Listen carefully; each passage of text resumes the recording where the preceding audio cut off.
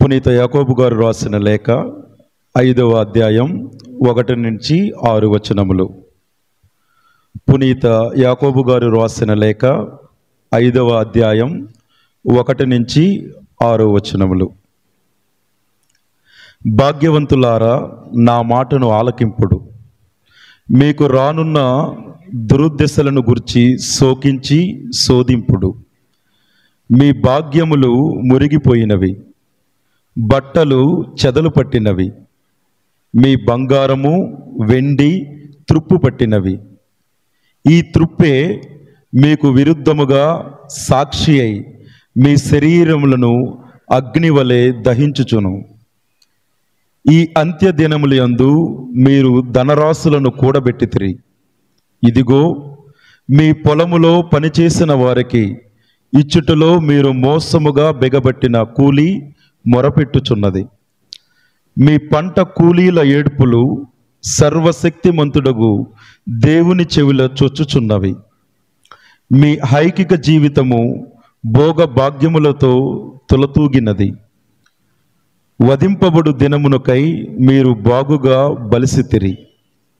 మీరు నీతిమంతుడైన వానికి శిక్ష విధించి వానిని చంపుదురు. అతడు మిమ్ము ఎదిరింపడు. ఇది ప్రభువాక్కు. సర్వేశ్వరునికి వందనములు. అన్వేషణ నీవే ప్రభు, నీవు లేని నా బ్రతుకు ఇరులే సుమా. నిన్నే మది వెదకుని నీవు దరి చూపుమా. అన్వేషణ నీవే ప్రభు, నీవు లేని నా బ్రతుకు ఇరులే సుమా. నిన్నే మది వెదకుని నీవు దరి చూపుమా. ప్రభువా ప్రభువా కరుణాకరా, నిరతం మదిలో నివసింపుమా. ప్రభువా ప్రభువా కరుణాకరా, నిరతం మదిలో నివసింపుమా. అన్వేషణ నీవే ప్రభు, నీవు లేని నా బ్రతుకు ఇరులే సుమా. నిన్నే మది వెదకుని నీవు దరి చూపుమా. 1,000,000 తారకలే రాజిల్లినా, నువ్వు లేని జీవనము ఇరులే సదా. నీ వాక్య ధ్యానంబు సాగింపగా, నీలోని నీ వెలుగు నాలోని బాసిల్లుని. నిన్ను వీడినా ప్రతి వారిని దయచూతువే, దరి చేతువే. ప్రియమారా నన్ను బ్రోచు నా యేసయ్యా. ప్రభువా ప్రభువా కరుణాకరా, నిరతం మదిలో నివసింపుమా. ప్రభువా ప్రభువా కరుణాకరా, నిరతం మదిలో నివసింపుమా.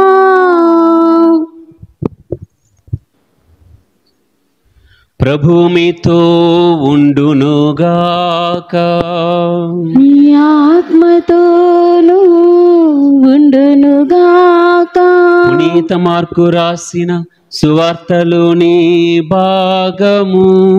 ప్రభువా మీకు మహిమ కలుగునుగాక. పునీత మార్కు రాసిన సువార్త 9వ అధ్యాయము 38 నుండి 43వ వచనం వరకు మరియు 47, 48 వచనములు. యోహాను యేసుతో, బోధకుడా, మనలను అనుసరింపని ఒకడు నీ పేరిట దయ్యములను పారద్రోలుట మేము చూచి వానిని నిషేధించితిమి అని పలికెను. అందుకు యేసు, మీరు అతనిని నిషేధింపవలదు. ఏలయనా నా పేరిట అద్భుతములు చేయువాడు వెంటనే నన్ను గూర్చి దుష్ప్రచారము చేయజాలడు. మనకు విరోధి కానివాడు మన పక్షమున ఉండువాడు.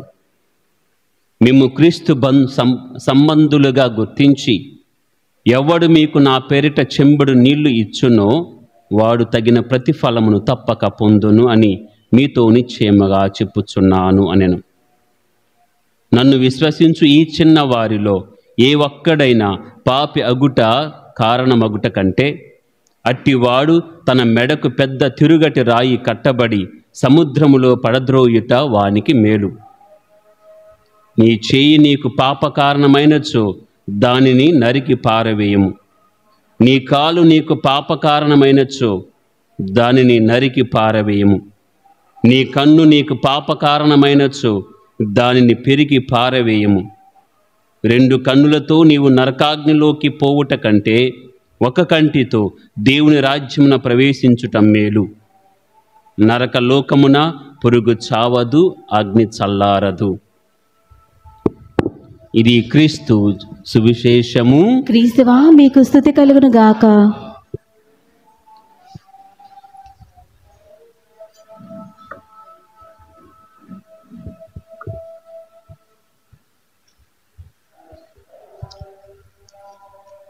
Praise the Lord. Praise the Lord. Praise the Lord. Praise the Lord. Praise the Lord. Praise the Lord. Hallelujah. Hallelujah. Hallelujah. Hallelujah. Hallelujah. Hallelujah.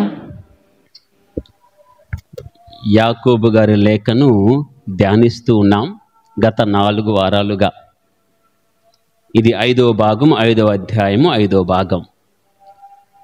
ఈ 5వ వారం నాడు మరొక చిన్న ప్రశ్న.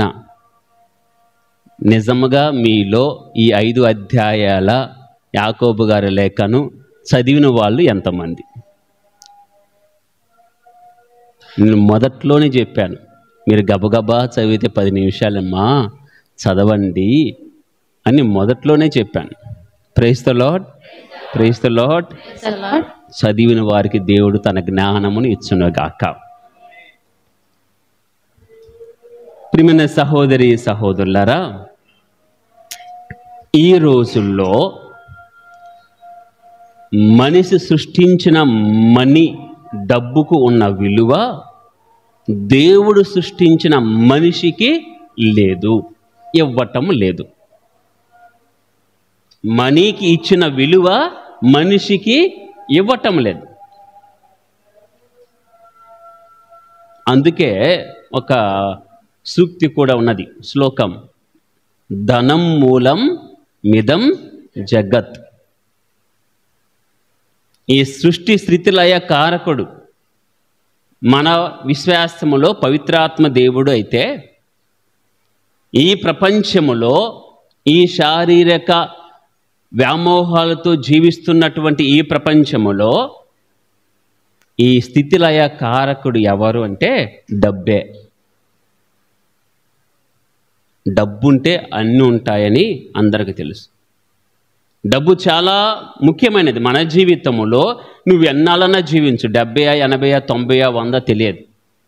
ఈ జీవించినంత కాలము కూడా నీకు గౌరవాన్ని ఇచ్చేది, నీ మాటకు విలువనిచ్చేది, నీ నడకకు ఒక అందాన్ని ఇచ్చేది, భయాన్ని ఇచ్చేది, నువ్వు చెప్తే వినే విధంగా చేసేది కూడా డబ్బే. డబ్బుంటే గౌరవం వచ్చింది, 10 మంది ప్రక్కన చేరతారు, నీ మాట కూడా పలుకుబడి చలాయిస్తుంది. డబ్బు చాలా ముఖ్యం. అందుకే ధనం మూలం మిదం జగత్. కొందరు అంటారు, డబ్బుదేముందండి, పోతే తీసుకుపోతావా? డబ్బు కోసం ఆరాడబడుతున్నారు, సంపాదిస్తున్నారు, పొలాలు ఉన్నాయి, నగలు ఉన్నాయి, అన్నీ ఉన్నాయి, ఇంకా కూడబెడుతున్నారు, పోతే తీసుకుపోతారా? చచ్చిపోతే ఎక్కడ పోతారంటారు. నేను అంటాను, నువ్వు చచ్చిన తర్వాత నిన్ను ఎత్తాలన్నా డబ్బు కావాలి. నిన్ను సంతోషంగా సంబరాలతో తీసుకు వెళ్ళాలి. ఆ చివరి గడియలో కూడా నిన్ను నడిపించేది, నీకు ఇచ్చే గౌరవం ఇచ్చేది కూడా డబ్బే. డబ్బు చాలా ముఖ్యమైనది. ప్రియమైన సహోదరి సహోదరులారా, ఉద్యోగం చేసినా, వ్యాపారం చేసినా, వ్యవసాయం చేసినా, ఒక కంపెనీకి యజమానిగా పనిచేసినా, అందులో గుమ్మస్తాగా పనిచేసినా, రియల్ ఎస్టేట్లో పనిచేసినా, ఏ పని చేసినా డబ్బు సంపాదన కోసమే చేస్తున్నాము కూడా. లాభము లేకుండా ఏ పని చేయం. డబ్బు కోసము మనిషి వెదకని దారులు లేవు, త్రొక్కని దొడ్డి దారులు కూడా లేవు. అది ఉంటే చాలు అనే తత్వంలో ఉన్నారు. ప్రియమైన సహోదరి సహోదరులారా, ఒక్కసారి మనం ఆలోచన చేసుకోవాలి, వ్యత్యాసాన్ని మనం చూడాలి. డబ్బు అవసరం, సంపాదన చేసుకుంటే కష్టపడితే వస్తుంది. బైబిల్ చెప్పినా, క్రీస్తు చెప్పినా, ఎవరు చెప్పినా ఏమిటంటే డబ్బు అవసరమే, కానీ దాన్ని సంపాదించేటువంటి దారులు నీతిగా ఉండాలి. నువ్వు దాన్ని కూడబెట్టుకునే పద్ధతులు మంచిగా ఉండాలి. వాక్యం ఏమంటుంది? మామూలుగా నీతిమంతుడు నిద్రించే సమయంలో కూడా దేవుడు సంపదలు ఉసుకుతాడంట. నువ్వు నీతిగా ఉంటే, ప్రభు మార్గంలో ఉంటే ఆయన నీకు ఆశీర్వాదాలు దయచేస్తాడు. ప్రియమైన సహోదరి సహోదరులారా, యాకోబు గారు తన ఆ లేఖలో చివరి అధ్యాయములో మామూలుగా రాయటం లేదు. ధనార్జన మంచిదే, కానీ అక్రమ సంపాదన, డబ్బు కోసం మీరు చేసేటువంటి పాడు పనులేమిటి అని 5వ అధ్యాయంలో ధనార్జన గురించి, ప్రభు రాకడ గురించి, ప్రార్థన గురించి, ఓర్పు తీర్పుల గురించి ఆ 5వ అధ్యాయంలో ప్రస్తావన చేస్తూ ముగిస్తారు. యాకోబు గారు లేక 5వ అధ్యాయం 1వ వచనం చదవండి. భాగ్యవంతులారా, you listen to me rich people, నా మాట ఆలకించండి. అక్రమ సంపాదన వైపు వెళ్తున్నారు, అన్యాయపు సొమ్మును కూడబెట్టుకుంటున్నారు, అది మీ కష్టార్జితము కాదు, అక్రమార్జన. ఏం చేస్తున్నారు? 1వ వచనములోనే ధనవంతులారా, భాగ్యవంతులారా, నా మాట ఆలకించండి. 2వ వచనం చదవమ్మా.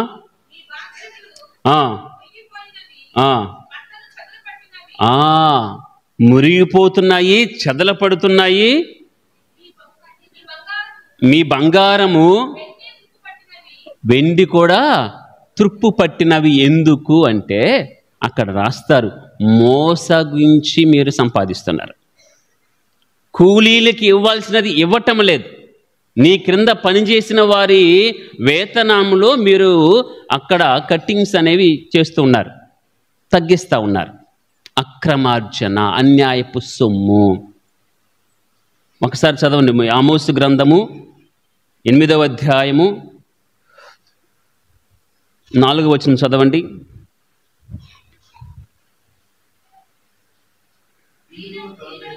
దీనుల తల మీద కాలు మోపుచ్చు. 5వ వచనము,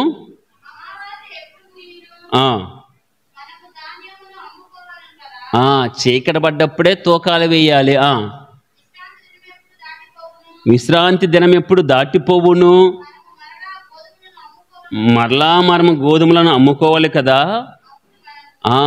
అప్పుడు మనము కొలమానములను తగ్గించుకోవచ్చు, తూకములను కూడా హెచ్చింపవచ్చు,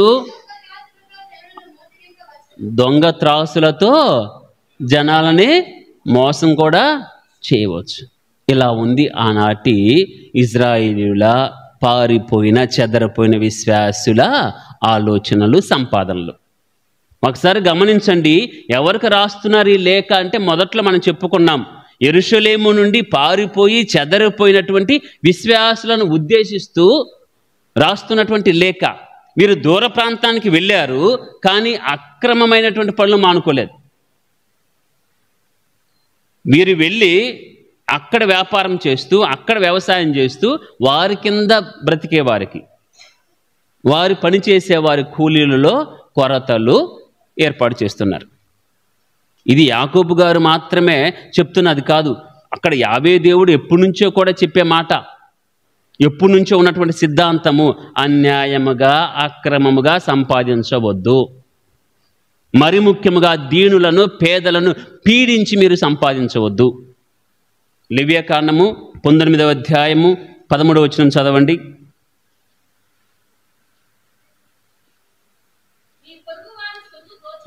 మీ పొరుగు వాని సొత్తు దోచుకొనకుడు. ఇది అన్నాదమ్ములకు అక్కా చెల్లెళ్ళకు ఒకే కుటుంబాన్ని కూడా వర్తించింది.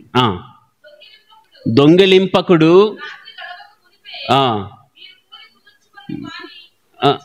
రాత్రి ప్రొద్దుగోకక ముందే నువ్వు కుదుర్చుకున్న కూలి అది ఎంతనా కానీ, బేరసారాలు ఎంతన్నా కానీ ఇచ్చే. ద్వితీయోపదేశకాండం 24వ అధ్యాయము 14వ వచనం, 14-15 వచనాలు.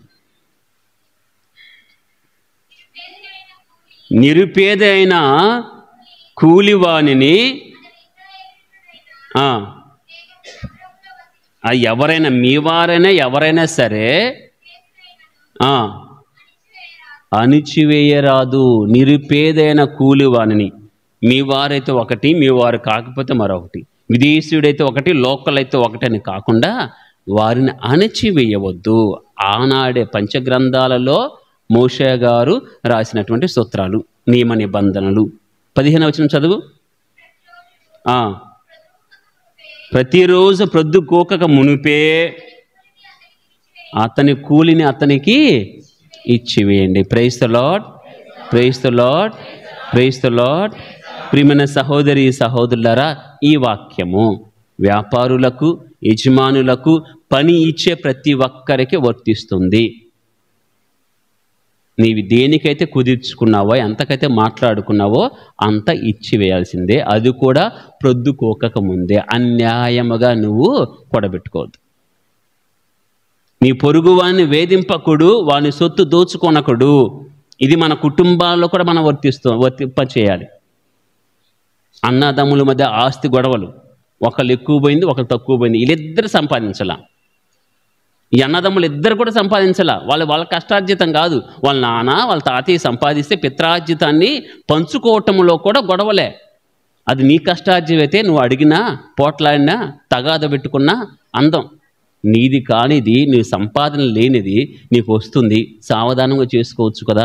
దోచుకోవటం, అబద్ధాలు ఆడటము, దాచిపెట్టుకోవటము, అడుగు భూమి కోసము అలగటం, ఇవన్నీ కూడా యాకోబు గారు ముందుగానే హెచ్చరిస్తున్నారు. జాగ్రత్త. మీరు ఇక్కడ ఉన్న విశ్వాసులే, బయటికి వెళ్ళిన విశ్వాసులే. ఇక్కడున్న మీరు క్రీస్తును అనుసరించాల్సిందే, బయటికి పోయినా మీరు క్రీస్తును అనుసరించాలి. బైబిల్ విలువల ప్రకారం జీవించాలి. అంతేకాని నేను దూరంగా వెళ్ళాను కదా, ఎక్కడో నేను ఎవరో తెలియదు కదా, అక్కడ విలువలు లేకుండా ఉండటం కాదు. పాటించండి. Praise the lord, praise the lord. 5వ అధ్యాయం 3వ వచనంలో, యాకోబు గారు లేక 5వ అధ్యాయం 3వ వచనంలో, మీ బంగారము వెండి తుప్పుబట్టినవి మీకు విరుద్ధముగా ఏం సాక్ష్యం చెప్తుందంట? తుప్పు. మనమేమనుకోవాలి? నువ్వు సంపాదించిన నగలు, నువ్వు దాచిపెట్టుకున్న ధనము, నువ్వు కట్టుకున్న ప్రతి వస్త్రము, అక్రమార్జనతో నువ్వు చేసిన ప్రతీది కూడా, సంపాదించిన ప్రతీది కూడా అక్కడ బంగారం తుప్పు బట్టి ఆ తుప్పే సాక్ష్యం అయితే, ఆబేలు రక్తమే సాక్ష్యం అయితే, ఇంటి గోడలే సాక్ష్యం అయితే, ఆ దూలమే సాక్ష్యముగా ఉంటే నువ్వు కట్టుకున్నది నీకు సాక్ష్యంగా ఉండదా? నువ్వు కూడబెట్టుకున్నది నీకు సాక్ష్యముగా ఉండదా? Praise the lord, praise the lord. యాకోబు గారు అన్నాడు, తుప్పే సాక్ష్యముగా ఉంటుంది, జాగ్రత్త. నేనంటాను, అక్రమార్జనతో నువ్వు చేసే ప్రతీది, కొనుగోలు చేసే ప్రతీది, అనుభవించే ప్రతీది అక్కడ నిలబడి, అయ్యా ఇదిగో ఈ షర్టు దొంగతనంగా కొన్నదే, ఈ మంగళసూత్రం దొంగతనంగా కొనుక్కున్నదే, ఈ చెవుపోగులు దొంగతనం కొనుక్కున్నవే, ఈ పొలము, ఈ పత్రాలన్నీ దొంగతనంగా వచ్చినవే, అక్కడ లైన్గా ఉంటాయేమో తెలియదు. ఎగ్జిబిషన్లు పెడతారు. మనం వెలంగని పోయినప్పుడు ఎగ్జిబిషన్లో ఉంటాయి. అమ్మ చేసిన అద్భుతాలన్నీ కూడా అక్కడ చూస్తాం. మనం పైకి పోగానే మన అద్భుతాలన్నీ మనకు కనపడతాయేమో. అద్దాల్లో పెట్టి మన షర్ట్లు, మన నగలు, మన పొలము, మన డబ్బు, మన ఉంగరాలు అన్నీ కూడా అక్కడ కనబడతాయేమో. జాగ్రత్త. Praise the lord, praise the lord, praise the lord. ప్రియమైన సహోదరి సహోదరులారా, అసలు మనలను ఐశ్వర్యవంతులు చేయటానికి, భాగ్యవంతులను చేయటానికి దేవుడు దీనుడుగా వచ్చాడు. He became poor to make us rich. మనల్ని భాగ్యవంతులు చేయడానికి ఆయన పేదవాడుగా అభాగ్యుడిగా ఆయన జన్మించాడు. అది ఆ సూత్రం మనం గమనించాలి, గుర్తుపెట్టుకోవాలి. Praise the lord, praise the Lord. ప్రభు ఏమంటున్నాడు? మీరు కూడబెట్టింది ఏదైనా సరే అక్కడికి వస్తుంది. యాకోబు గారి యొక్క ఆలోచనలో ఆ తుప్పు కానీ ఆ రక్తం కానీ అన్నీ కూడా సాక్ష్యంగా అక్కడ వస్తాయి. ప్రభు ఏమంటున్నాడంటే తుప్పు పట్టని వాటిని మీరు సంపాదించుకోండి, పరలోకంలో కూడా నిలిచే ధనాన్ని మీరు సంపాదించుకోండి, అక్రమార్జనతో వద్దు. 5వ అధ్యాయం మత్తయి సువార్త 11వ వచనం.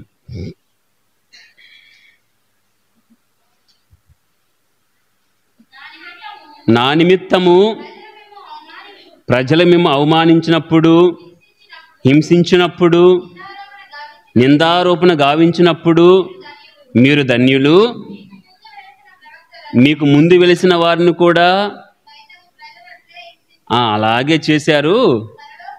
పరలోకములో మీకు గొప్ప బహుమానము నిలిచి ఉండే ధనము, గొప్ప బహుమానము ఎలా ఉంటుంది? ఎలా సంపాదిస్తామంటే ప్రభు కోసం శ్రమించినప్పుడు, ప్రభు కోసం నిలబడినప్పుడు, ప్రభు సేవలో భాగస్థులమైనప్పుడు.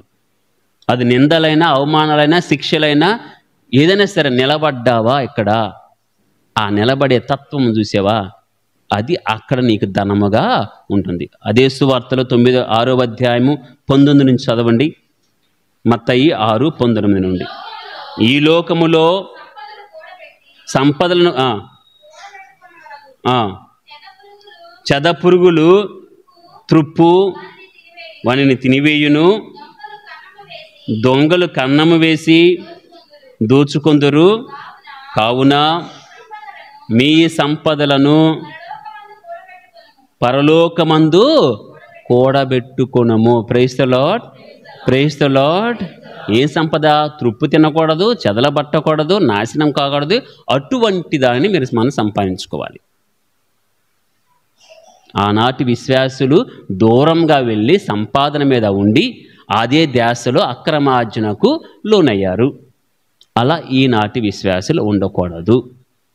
ఎందుకంటే నువ్వు సంపాదించినదే నీకు వ్యతిరేకముగా తీర్పునిస్తుంది. జాగ్రత్త.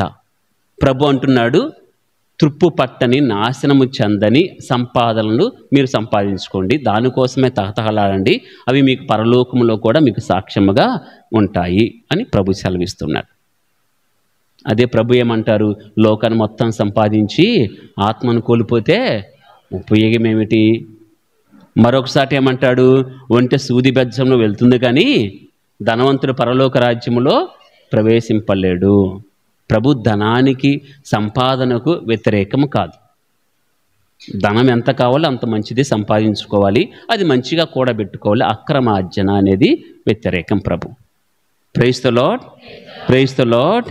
ఇది మొదటి అంశం. యాకోబు గారు తన చివరి అధ్యాయంలో ప్రస్తావన చేసే మొదటి అంశము అక్రమార్జన కుదరదు, అలా చేయొద్దు. రెండవది ప్రియమైన సహోదరి సహోదరులారా, 5వ అధ్యాయము 7వ వచనం చదవండి. కనుక సోదరులారా, ప్రభు విచ్చేయునంత వరకు ఓపిక పట్టుడు. రెండో అంశము ఓర్పు. మన బైబిల్లో పైన టైటిల్ కూడా ఉంటుంది, సబ్ టైటిల్ కూడా ఓర్పు ప్రార్థనని 2 సబ్ టైటిల్ కూడా పెట్టారు. ఓర్పు కలిగి ఉండండి. అది ఎప్పటి వరకు? ప్రభు దినం వచ్చే వరకు. ఇప్పుడు మనకు లేనిది, అప్పుడు లేనిది, అసలు మనిషికి లేనిదే ఓర్పు. అది ప్రక్కన పెట్టేద్దాం.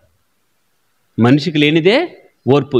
అది వాట్సాప్లో కనుక 2 టిక్కులు వచ్చి నువ్వు సమాధానం చెప్పలేదా, తిక్కరేగిది, మామూలుగా కాదు.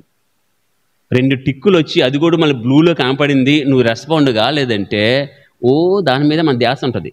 ఓర్పు ఆడది లేదు, అయిపోయింది. ఓర్పు గురించి మనం ఎక్కువ మాట్లాడుకోకూడదు ప్రియమైన సహోదరి సహోదరులారా. కానీ ఇక్కడ ప్రభు దినం అనేది ఒకటి ఉంది, చూసావా? దీనిని ఆనాటి అపోస్తులు బోధకులు ఎలా ప్రచారం చేశారు, నమ్మారు అంటే, ఇదిగో త్వరలో వస్తుంది, ప్రభు రాకడ దగ్గరలోనే ఉంది, కాబట్టి ఈ కొద్దిసేపు, ఈ కొద్ది సంవత్సరాలు ఓపిక పట్టండి. ఆనాటి బోధ అలాగే విశ్వసించారు అపోస్తులు. ఈనాడు కూడా బోధకులేం మారలేదు. ఎక్కడ పెద్ద తుఫాను వచ్చిందా, ప్రభు ఉగ్రరూపం ఇది, రెండవ రాకడ దగ్గరగా ఉంది, పిడుగు పడిందా, వర్షాలు పడలేదా, పంటలు లేవా, ప్రభు వస్తున్నాడు, ప్రభు రెండో రాకడ సమీపంలో ఉంది. Praise the lord, praise the lord. దీన్నే పరౌసియా అంటారు. ప్రభు దినము, సెకండ్ కమింగ్, పరౌసియా. దీన్ని నమ్మారు వాళ్ళు. ఆనాటి అపోస్తలులు నమ్మారు. చాలా గట్టిగా కూడా లేఖలు రాశారు. వస్తుంది తొందరలో, జాగ్రత్త. వచ్చిందా ఇప్పటికి? ఇంకా వచ్చిద్దా ఇంకా? Praise the lord, praise the Lord. ఫిలిప్పీయులకు రాసిన లేఖ 4వ అధ్యాయం 5వ వచనం చదవండి.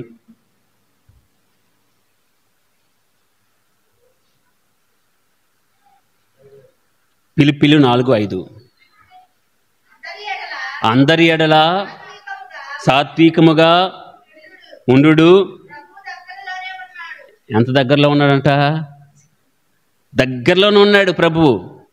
ఆనాటి పౌలు గారు విశ్వసించి రాసిన మాట, ప్రభు దగ్గరలోనే ఉన్నాడు కాబట్టి మీరు కొద్ది సహనంతో సాత్వికముగా ఉండండి. హెబ్రీయులకు రాసిన లేఖ 10వ అధ్యాయము 25వ వచనము. హెబ్రీయులు 10:25.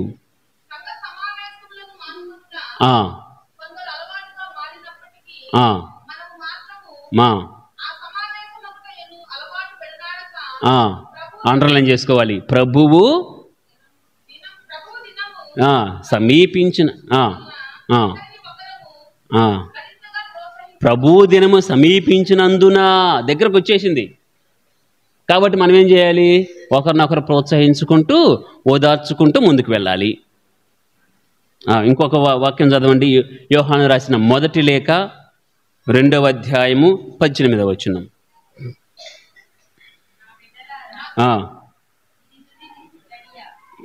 యోహాను గారు రాస్తున్నారు, ప్రభు దగ్గరే ఉండి, ప్రభునకు ప్రియమైన శిష్యుడు, అప్పటికి చిన్నవాడు, తర్వాత పెద్ద అయిన తర్వాత 100వ సంవత్సరంలో రాస్తున్నటువంటి లేఖలు ఇవన్నీ. ఏమంటున్నాడు ఆయన? నా బిడ్డలారా, ఇది తుది గడియ అయిపోయింది. తొందరలోనే రెండవ రాకడ వస్తుంది, క్రీస్తు ప్రభు మేఘారూఢుడై వస్తాడు అని ఆనాడు నమ్మారు, ఆనాడు బోధించారు. ఇప్పుడు కూడా మన బోధ ఏమీ మారలేదు. చాలామంది బోధకులు రేపు వస్తుంది, ఎల్లుండి వస్తుంది, జాగ్రత్తగా ఉండండి అని బెదిరింపుల్లోనే ఉన్నారు. Praise the lord, praise the lord. కానీ అనుభవం అనేది చాలా పాఠాలు నేర్పేది. అనుభవం అనేది చాలా పాఠాలు నేర్పేది.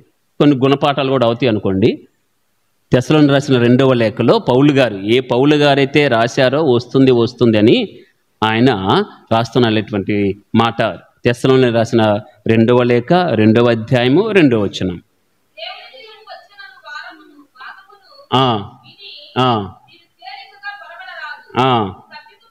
తబ్బిబ్బు పడరాదు.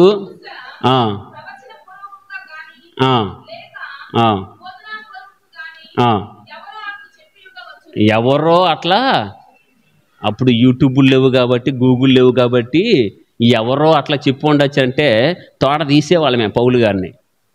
ఎవరైందయ్యా, నువ్వేగా చెప్పింది, రాసింది. హెబ్రీయులకు రాసిన లేఖలు రాస్తే, ఫిలిప్పీయులకు రాసిన లేఖలు రాస్తే, నీతో పాటు యాకోబు రాసిన, నీతో పాటు మీ సోదరుడు యోహాను రాసిన, మనమే మొత్తం ప్రింట్అవుట్ తీసేస్తాం. మీలో ఎవరైనా చెప్పినా చదవమ్మా.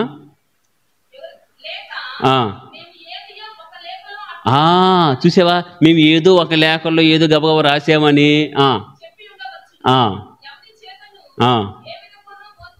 మోసపోవద్దు. చాలా రావాలి. ఇంకా ప్రభు దినం రావాలి అంటే చాలా జరగాలి.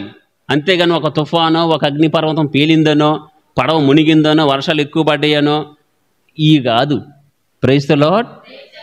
మొత్తం సారాంశం ఏమిటంటే ప్రభు దినం అంత తొందరలోనే రాదు. ఆయనే ఒప్పుకున్నాడు. ఒకప్పుడు నేను రాసే ఉండవచ్చేమో, లేకపోతే కొంతమంది చెప్పి ఉండవచ్చేమో, అది పొరపాటు, అప్పుడే రాదు, మీరు ఓర్పుతో ఉండండి. Praise the lord, praise the lord, praise the Lord. మొదటిదేమో అక్రమార్జన వలదు అన్నాడు. రెండవ భాగంలో ఏం చెప్తున్నాడంటే ఆ అధ్యాయంలో ఓర్పు కలిగి ఉండండి. ప్రభు దినం వచ్చేంత వరకు కూడా ఓపిక కలిగి, అది ఎప్పుడు వస్తుంది ఎవరికి కూడా తెలియదు, అప్పటి వరకు ఉండండి. అపోస్తులు ఒక సందర్భంలో యేసయ్యని అడిగారు, అయ్యా మరి రాజ్యాన్ని ఇస్తావా, ఇప్పుడైనా రాజ్యాన్ని ఇప్పటికైనా ఇస్తావా, తొందరలోనే ఇస్తావా అంటే ప్రభు ఇచ్చిన సమాధానము అపోస్తుల చర్యలు 1వ అధ్యాయము 7వ వచనం. యేసు వారితో కాలములను నా తండ్రి తన స్వాధీనంలో ఉంచుకున్నాడు. అండర్లైన్ చేసుకోవాలి, మీ పని. Praise the lord, praise the Lord. కాలములు, యుగములు, సమయాలన్నీ కూడా ఆయన ఆధీనము. ఆయన ఎప్పుడు ఏమి చేయాలో, ఎలా చేయాలో, ఎవరి చేత చేయించాలో, ఎవరికి చేయాలో, చేయకూడదు ఆయన నిర్ణయిస్తాడు. ఆ పని మీది కాదు. లెక్కలు వేసుకునే పనులు చేయకండి. అది రేపు వస్తుంది, ఎల్లుండి వస్తుంది, ఆ తర్వాత వస్తుంది, వచ్చే సంవత్సరం వచ్చింది, 2000 అన్నాడు, 2020 అన్నారు, రేపు కొత్తగా 2025 కూడా అంటారు. లెక్కలు వేసుకునే పని మీ పని కాదు. Praise the lord. మరి ఏ పనిలో ఉండాలి అంటే దాన్ని కూడా సమాధానం యోహాను గారు రాస్తారు తన లేఖలో. మొదటి లేఖ, యోహాను గారు రాసిన మొదటి లేఖ 2వ అధ్యాయము 28వ వచనం. ఆయన దర్శనం ఇచ్చిన, అది ఇప్పుడైనా రానివ్వండి, రేపు వస్తే అంటే, ఎల్లుండి వస్తే అంటే, ఈ నైటే వస్తే ఏమిటి? ఆయన 2వ రాకడ, ప్రభువు రాకడ ఎప్పుడైనా వచ్చినప్పుడు, ఆయన దర్శనం ఇచ్చినప్పుడు మనము, నీవు సిగ్గుతో తల దాచుకునే అవసరం లేకుండా ధైర్యముతో ఉండండి. అది ఎప్పుడు వస్తే మీకెందుకు? Praise the lord, praise the lord. అది ఎప్పుడు వచ్చినా మీరు సిద్ధంగా ఉండండి. సిగ్గుతో తలదించుకునే పనులు చేయకండి. ప్రభు వస్తాడు, ఎప్పుడు వస్తాడో తెలియదు, మాకు తెలియదు, మీకు తెలియదు, ఎవరికి తెలియదు, ఆ దేవునికే తెలుసు. కానీ ఆయన ఎప్పుడు వచ్చినా కానీ మీరు ధైర్యంగా నిలబడే విధంగా జీవించండి. దాక్కునే ఆదాములాగా, సిగ్గుతో తల ఉంచుకునే కొంతమందిలాగా మీరు ఉండకండి. 2వ రాకడ తీసి పక్కన పెట్టి, ఈరోజు నేను ఎలా ఉన్నాను, ప్రభు ఈరోజు వస్తే నేను సిగ్గుతో తలదించుకుంటానా, ధైర్యంతో రొమ్ములు పైకి ఎగేసి దేవుని దగ్గరికి వెళ్తానా?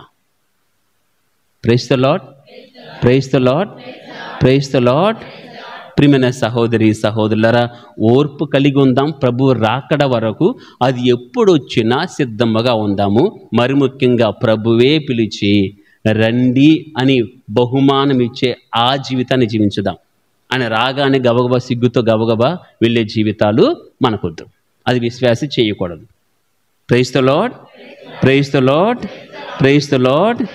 ఇక 3వ అంశం ప్రియమైన సహోదరి సహోదరులారా, అక్కడ చాలా అంశాలు ఉన్నాయి. 5వ అధ్యాయంలో చాలా అంశాలు ఉన్నాయి. అక్రమార్జన, పరౌసర, ప్రభు రాకడ, ఒట్టు పెట్టుకోకూడదు, ప్రార్థన గురించి, ఓర్పు గురించి చాలా అంశాలు ఉన్నాయి. ప్రధానమైన అంశముగా నేను తీసుకున్నది 3వ అంశము, తీర్పు. Praise the lord. 9వ వచనం చదవండి. సోదరులారా, మీరు ఒకరిపైన ఒకరు ఫిర్యాదు చేయరాదు, అప్పుడు దేవుడు మిమ్మును తీర్పునకు గురి చేయడు. తీర్పు. Praise the lord, praise the lord, praise the lord. ప్రియమైన సహోదరి సహోదరులారా, మానవుడు అసలు ఎందుకు నీతిగా ఉండాలి? ఎందుకు నిజాయితీగా ఉండాలి? ఎందుకు పవిత్రమైన జీవితాన్ని జీవించాలి? ఎందుకు ప్రభు సేవలను తరించాలి అంటే సమాధానం ఇదే. ఒక్క దినమును ప్రభు ముందు నిలబడాలి, లెక్కలు తేల్చాలి. తీర్పు అనేది ఒకటి ఉంటుంది. ఆ తీర్పులో నువ్వు పాస్ అయ్యేవాలి అంటే ఇప్పుడు నీతిగా ఉండాలి. ఆ తీర్పులో ప్రభు నిన్ను మెచ్చుకోవాలి, నువ్వు పాస్ అయ్యేవా, నీకు మంచి తీర్పు వచ్చింది అనే విధముగా నువ్వు జీవించాలి. అంటే నీతిగా ఉండు, ప్రార్థనలో ఉండు, పవిత్రంగా ఉండు, నిజాయితీగా జీవించు, నమ్మకస్తుడుగా ఉండు. Praise the lord, praise the lord. దాని గురించి చెప్పాలనే యాకోబు గారి తాపత్రయం. దాదాపుగా ఈ లేఖలో, ఈ 5 అధ్యాయాలలో 10 కంటే పైగా తీర్పు, కిరీటము, బహుమానము అనే పదాలు ఉపయోగిస్తారు. ఒకసారి నేను స్పీడ్గా చదువుతాను. 1వ అధ్యాయం 12వ వచనంలో జీవ కిరీటం అని, 2వ అధ్యాయం 5వ వచనంలో తన రాజ్యమునకు వారసులగుట అని, 2వ అధ్యాయం 13వ వచనంలో కనికరము లేని వారికి కనికరము లేని తీర్పునే ఇస్తాడు, జాగ్రత్తగా ఉండండి అని, 3వ అధ్యాయం 1వ వచనంలో బోధకులు ఇతరుల కంటే ఎక్కువమైన తీవ్రమైన తీర్పును ఎదుర్కొంటారు, జాగ్రత్త అని, 4వ అధ్యాయం 12వ వచనంలో దేవుడు మాత్రమే రక్షించును, శిక్షించును, ఆయన మాత్రమే అందుకు సమర్థుడని, మీరు జాగ్రత్తగా ఉండండి అని, 5వ అధ్యాయం 1వ వచనంలో ఈ రానున్న దుర్దశలను గురించి శోకించి రోధించండి ఎందుకంటే తీర్పు వస్తుంది. 3వ అధ్యాయం చివరి భాగ్యములో అంత్య దినమునకై మీరు సంపాదించిన ప్రతిది కూడా మీకు తీర్పునిస్తుంది. 8వ వచనంలో ప్రభు ఇచ్చే దినము వరకు సమీపించినంత వరకు కూడా మనం ఓర్పుతో ఉండండి. 9వ వచనం దేవుడు మిమ్ము తీర్పునకు గురి చేయడు తీర్పరి ద్వారము కడనే ఉన్నాడు. చివరిగా 5వ అధ్యాయం 12వ వచనంలో ఒట్టు పెట్టుకొనకరాదు, అప్పుడు మీరు దేవుని తీర్పునకు ప్రైజ్ ది లార్డ్ 10 సార్లు అంతిమ తీర్పు గురించే, ఆ బహుమానం గురించే, అక్కడ పొందే లాభ నష్టాల గురించే ఇక్కడ యాకోబు గారు ప్రస్తావన చేస్తున్నారు. ఆ తీర్పు అనేది లేకపోతే మనిషి మంచిగా ఉండడు. ఇది వాస్తవం. Praise the lord. ఎగ్జామ్ ఉందంటే స్టూడెంట్ చదివే రీతి, వాడు పడే శ్రమ వేరుగా ఉంటుంది. ఎగ్జామ్ లేదంటే ఎలా ఉంటుంది? చదువుతాడా? బయట చేస్తాడా? భయం ఉంటుందా? భక్తిగా కూర్చొని చదువుతాడా? లేదే. ఎగ్జామ్ అనేది ప్రామాణికం. అదే నీ బిహేవియర్ను మారుస్తుంది, నీ అలవాటులను మారుస్తుంది, నీ ఆలోచనలు కూడా మార్చిద్ది. Praise the lord. Praise the lord. Exam ముందు వరకు కూడా ఆట పాటలతో ఉన్న పిల్లలందరూ ఎగ్జామ్ వస్తుందంటే మామూలుగా నిద్రాహారాలు కాదు, మొత్తం మానేసి టీ పెట్టుకొని కొనకకుండా రకరకాల ప్రయత్నాలు చేసి ఆ నైట్ అంతా జాగరణే. అది ఎగ్జామ్ లేదంటే నువ్వు లేపాలి, లే లే లే అని నువ్వు లేపాలి, నువ్వే బ్రష్ ఇవ్వాలి, నువ్వే చెమ్ము నీళ్ళు ఇవ్వాలి, నువ్వే బట్టలు వేయాలి, నువ్వే బ్యాగులు సర్దాలి, నువ్వే బస్సు దాకా తీసుకుని వెళ్ళాలి. Praise the lord. Praise the lord. ఆ పిల్లలే కాదు, విశ్వాసులు కూడా అలాగే ఉంటారు. తీర్పు లేదు, మనిషి పుట్టిన ప్రతి ఒక్కరికి మోక్షమే అని గనక యేసయ్య చెప్పి ఉంటే, ప్రైజ్ ది లార్డ్, ఈ గుడులు, గోపురాలు, పూజలు, ఆరాధనలు, భక్తి కార్యక్రమాలు ఏమి ఉండేవి కాదు. ప్రభు చెప్పాడు కదా, మనిషి పుడితే మోక్షమే అంటే చాలా అయిపోయింది. ప్రభు ఆ మాట చెప్పలేదు. జాగ్రత్త, అన్నిటికీ ఇవ్వని జ్ఞానం, అన్నింటికీ ఇవ్వని ఆ మేధస్సు మీకు మాత్రమే ఇచ్చాను, మీకు తీర్పు ఉంటుంది. హెచ్చరించే వెళ్ళాడు దేవుడు. Praise the lord. Praise the lord. Praise the lord. Praise the lord. మన బోధలన్నీ కూడా అలాగే ఉంటాయి, మన జీవితం కూడా అలాగే ఉంటుంది. ఎందుకు నువ్వు నీతిగా ఉండాలంటే ఎగ్జామ్ ఉంది నీకు, అయిపోయిన తర్వాత ఆ ఎగ్జామ్లో పాస్ అవ్వాలంటే నువ్వు సిద్ధపడు. Praise the lord. Praise the lord. Praise the lord. Praise the lord. ప్రియమైన సహోదరి సహోదరులారా, చివరి వాక్యము ప్రార్థన గురించి ఏలియాని ప్రస్తావన చేస్తారు. ప్రార్థన, ఏలియా మన వంటి వాడే, కానీ ఆయన ప్రార్థనకు దేవుడు సమాధానం ఇచ్చాడు. ఎందుకన్నా ఆయన నీతిమంతుడు. మీరు నీతిగా ఉండి ప్రార్థన చేస్తే ఇప్పుడు కూడా దేవుడు నీకు సమాధానం ఇస్తాడు. మనసులో ఏదో దురుద్దేశాలు, కుళ్ళుబోతు లేకపోతే స్వార్థముతో అడిగే ఏ ప్రార్థనకు ప్రభు సమాధానము ఇవ్వడు. సింపుల్గా చెప్తాడు. ఓర్పును గురించేమో రైతులను ఉపయోగిస్తాడు ఉదాహరణగా, ప్రార్థన గురించేమో ఏలియాను ఉపయోగిస్తాడు. చివరిలో అంటాడు ఒక మాట, అది ఈనాటి సువార్తకు బాగా కనెక్ట్ అయ్యేటువంటి వాక్యం. ఒకసారి చదవండి. 5వ అధ్యాయము, యాకోబు రాసిన లేఖలు 5వ అధ్యాయం చివరి వాక్యం.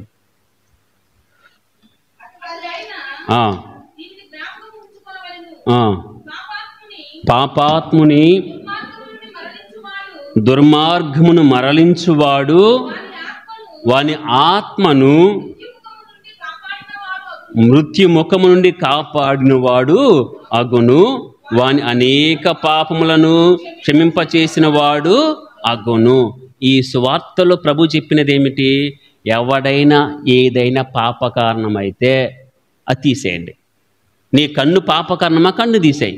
కాలు పాపకర్ణమా, కాలు తీసేయి. నీ చెయ్యి పాపకర్ణమా, కారు తీసేయి. లేదా నీవే పాపకారణమయ్యావనుకో, చిన్నపిల్లవాళ్ళు చెడిపోవడానికి, పాపము చేయడానికి నువ్వు కారణమైతే ప్రభు ఏమన్నాడు? అటువంటి వాణ్ణి పెద్ద తిరగట్రాయి కట్టి సముద్రంలో తిరగట్రాయి కడితే తిమ్మిగలి మింగేసిద్ది, ఇంకంతే, ఇంకేం లేదు. దాని దగ్గరికి వెళ్తాను, అది పైపైన తిరగదుగా, లోపల ఉంటుంది. అది కూడా పైకి రా తొందరగా. తిరగట్రాయి అంటే డైరెక్ట్గా దాని నోట్లోకి పోవటం, ఇంక నువ్వు అక్కడ గ్రైండరే. Praise the lord. యాకోబు గారు ఏమంటున్నారంటే, నీ సహవాసము పాపము చేయటానికి కాదు, నీ ఫ్రెండ్షిప్ కానీ నువ్వు యొక్క దగ్గరతనమని ఒకరిని నాశనం చేయడానికి కాదు, కానీ ఒకరిని సన్మార్గమును నడిపించడానికి ప్రయత్నం చేయండి. ఒకరిని బాగు చేయడానికి ప్రయత్నం చేయండి. అప్పుడు నువ్వు ఒక ఆత్మను రక్షించిన వాడిగా అవుతావు. వారి పాపములన్నీ కూడా మన్నించే విధముగా నీ స్నేహమే కారణమవుతుంది. నీ మందలింపు కానీ నీ సలహాలు కానీ కారణమవుతాయి. సలహాలు ఇచ్చి పాపము చేయనివ్వకండి. ప్రభు చెప్పిన, యాకోబు గారు చెప్పిన ఇదే. Praise the lord, praise the lord. Praise the lord. ప్రయత్నం చేద్దాం. మన సహవాసములో, మన స్నేహములో ఏ ఒక్కరు కూడా నాశనం కాకూడదు అని, నా ద్వారా ఎవరు కూడా పాపంలో పడకూడదని, నేను కనీసం ఒక ఆత్మని తీసేయండి, నీ ఇంటి వారిని నువ్వు రక్షించగలిగితే అదే ధన్యత. అటువంటి భాగ్యమైన జీవితాన్ని మనందరికి దేవుడు దయచేయును గాక. ఆమేన్.